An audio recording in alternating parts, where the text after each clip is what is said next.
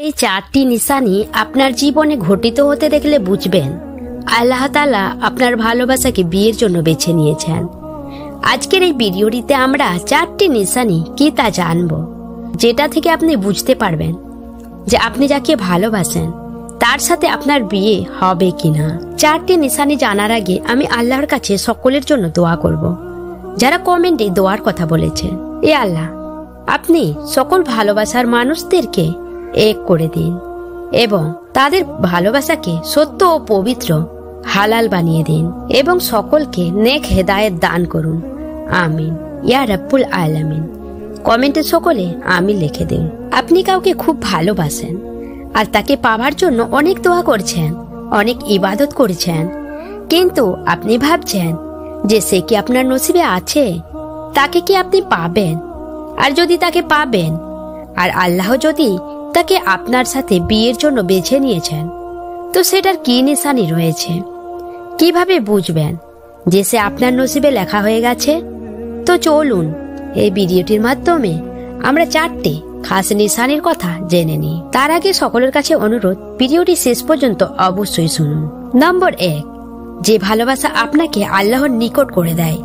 যদি আপনি কাউকে ভালোবাসেন আর আপনার ভালোবাসা আপনাকে নামাজের প্রতি ভালোবাসার সৃষ্টি করে আর কোরআন পড়তে ভালো লাগতে লাগে আর আপনার রূহকে শান্তি দেয়, তো বুঝে নেবেন এটা কোনো সাধারণ ভালোবাসা নয়।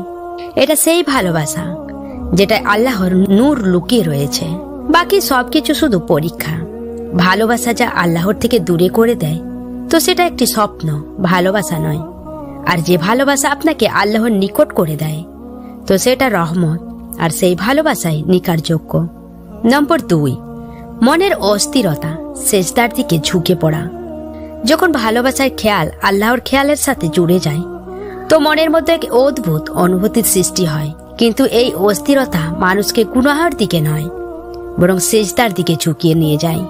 এমন ভালোবাসা দোয়া হয়ে যায়, আর মানুষ রাতে উঠে শুধু তার জন্য নয়, বরং আল্লাহর কাছে তাকে চাওয়ার জন্য জাগে। কোরআনে বলা হয়েছে, সে নেকিতে জলদি করে আর আমার কাছে দোয়া করতে থাকে।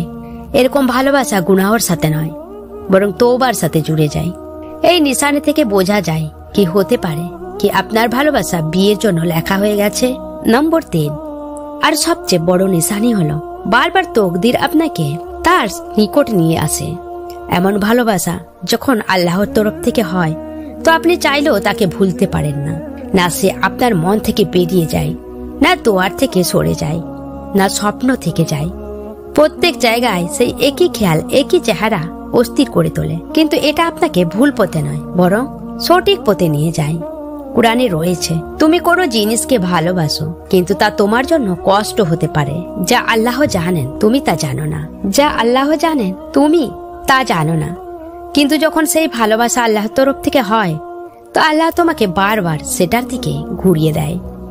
দোয়ার জারিয়ায়, পরিস্থিতির জারিয়ায়, না হলে স্বপ্নের জারিয়ায়। কিন্তু যদি সেটা তোমার জন্য একটি পরীক্ষা হয়, তো সেটা তোমার জন্য একটি শিক্ষাও হয়। কখনো কখনো মানুষকে এই দুনিয়ায় ঠক্কর খেয়ে চলতে হয়, আর আল্লাহ তাআলা তাকে এটা বোঝাতে চায় যে আমি ছাড়া তোমার এই দুনিয়ায় কেউ নেই। তুমি এই দুনিয়ায় যাকে ভালোবাসবে তার থেকেই ধোঁকা পাবে, তার থেকে তুমি কোনো কিছু অর্জন করতে পারবে না। তুমি আমার দিকে ফিরে আসো।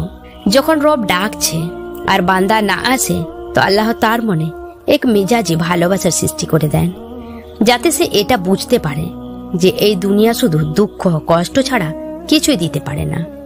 শুধু আল্লাহর ভালোবাসাই সবচেয়ে বড় ও আসল ভালোবাসা। আল্লাহ যখন কাউকে তোমার জন্য বেছে নেন, তো প্রথমে তোমার মনকে পরিষ্কার করেন, তারপর তোমার নিয়তকে পরিষ্কার করেন। যখন তুমি দেখবে যে এই চারটি তোমার জীবনে সংঘটিত হচ্ছে, তখন দোয়া করো আর আল্লাহর উপর ভরসা রাখো, আর নিজের দোয়া করাকে জারি রাখো।